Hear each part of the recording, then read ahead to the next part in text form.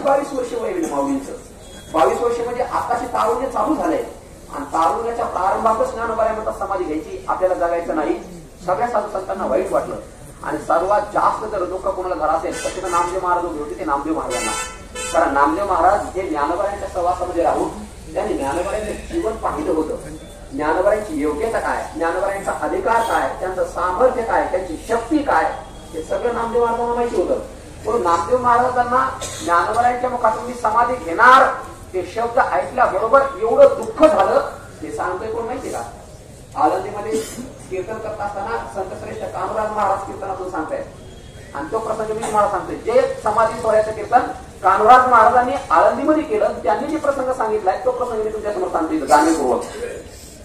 नामदेव महाराजांनी ज्ञानोबारायांच्या मुखातून जे शब्द ऐकलेत, ज्ञानोबाराय म्हणतात मला समाधी घ्यायची आणि नामदेव महाराज म्हणतात अरे आताशी 22 वर्ष चालू झाले, आताशी तारुणी झाले, पुढे जीवनाला प्रारंभ झालाय आणि जीवन संपवायचं म्हणतात ज्ञानोबाराय. वाईट वाटलं पण काही चालत नाही, मोठे माणसं होते ज्ञानोबाराय, त्यांना कोण सांगणार.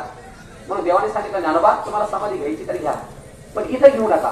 तुम्हाला समाधी घ्यायची ना तर तुम्ही आळंदीला जाऊन तुमची समाधी इथे नाही, कोणी कुठे समाधी घ्यावी हे अगोदरच ठरलेलं आहे.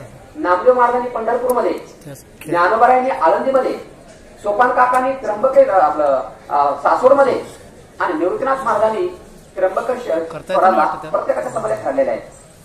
आणि मग सगळी संत मंडळी ज्ञानोबारायला समाधी देण्याकरता आळंदीला आली आणि आळंदीला आल्याच्या नंतर सगळी संत मंडळी जी आहेत ज्ञानोबारायांकडे पाहत आहेत. कोण ज्ञानोबारायांकडे पाहतं, कोण मुक्ताईकडे पाहतं, कोण सोपान काकाकडे पाहतं, कोण कुणाकडे तर कोण कुणाकडे. सर्वांना दुःख झालेलं आहे कारण ज्ञानाचा समुद्र असणारे ज्ञानोबाराय ते समाधी घेऊन पाहत आहेत. अष्टमीचा दिवस आहे, सूर्यनारायण भगवान उदयाला आलेले आहेत आणि सूर्यनारायण भगवान उदयाला आल्याच्या नंतर सर्व साधू संतांनी एकत्रित येऊन कीर्तनाचा प्रारंभ केलेला आहे. कोणी नामस्मरण करते, कोण वेद घोष करते. असं करता करता अष्टमीचा दिवस, अष्टमीची रात्र गेली, नवमीचा दिवस उजळलेला आहे आणि नवमीच्या दिवशी देखील सकाळी सर्व साधू संतांनी इंद्रायणीचं स्नान केलंय. इंद्रायणीचं स्नान झाल्याच्या नंतर ही सर्वकळी साधू संत मंडळी भोजनाकरता बसलेली आहेत. नवमीचाही दिवस गेला, दिवसभर नामस्मरण कीर्तन झालेलं आहे, रात्र झाली, दशमीचाही दिवस असाच गेला. एकादशीच्या दिवशी मात्र सर्व साधू संतांनी सकाळी इंद्रायणीचं स्नान करून आळंदीची नगर प्रदक्षिणा केलेली आहे. कोणी नामस्मरण करते, कोण अभंग गाते, कोण ओव्या गाते, कोण गवळणी गाते, कोण वेदाचे मंत्रोच्चार करते. सगळं आनंदामध्ये चाललेलं आहे. द्वादशीचा दिवस उगवला आणि मग सर्व साधू संत मंडळी जी आहेत भोजन करण्याकरता त्या पिंपळाच्या झाडाखाली बसलेले आहेत आणि त्या पिंपळाच्या झाडाखाली भोजनाला बसल्याच्या नंतर, द्वादशी सोडायला बसल्याच्या नंतर साक्षात रुक्मिणी आईसाहेब सत्यभाव माता परमात्म्याच्या ज्या 8 पट्ट राण्या आहेत त्या 8 पट्ट राण्या भोजन वाढत आहेत. सगळ्या साधू संतांचे भोजन झालेले आहेत. नामदेव महाराजांची जी मुलं आहेत ना ते विडे देत आहेत.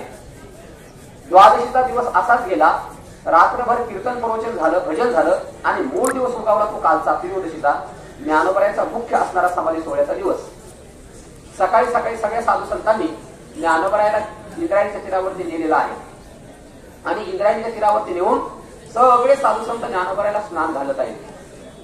निवृत्तीनाथ महाराज, सोपान काका, मुक्ताई, परमात्मा, नामदेव महाराज, विश्वभा टीचर, सावतामाळी महाराज, सगळे संत, कान्होराज महाराज ज्ञानोबारायाला आंघोळ घालतात. कारण याच्यानंतर पुन्हा माऊलीला आंघोळ घालायला मिळणार नाही म्हणून सगळे साधू संत माऊलीला शेवटचं स्नान घालतायत. माऊलीची आंघोळ झाल्याच्या नंतर ज्ञानोबारायांनी देवाला विनंती केली की देवा मला तुम्हाला अभिषेक करायचा आहे, तुमची पाद्यपूजा मला करायची आहे. आणि देवाने ठरवलं ठीक आहे, काही हरकत नाही, तुम्ही माझी पाद्यपूजा करा.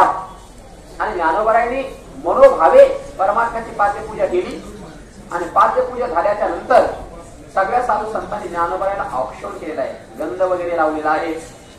आणि मग ज्ञानोबाराय आदी ही सगळी संत मंडळी भगवान सिद्धेश्वराच्या मंदिरात आलेली आहे. शिवपीठ हे जुनाट ज्ञानाबाई तेथे मुक्त शिवपीठ जुनाट असणारं भगवान शंकराच्या मंदिरामध्ये सगळी मंडळी आली. भगवान शंकराचा अभिषेक केला आणि हात जोडून ज्ञानोबारायांनी सिद्धेश्वर भगवंतांना विनंती केली आहे की मला समाधी करता या ठिकाणी जागा द्या. थांबायचंय का? थांबायचंय. बरं बरं बरं ठीक आहे.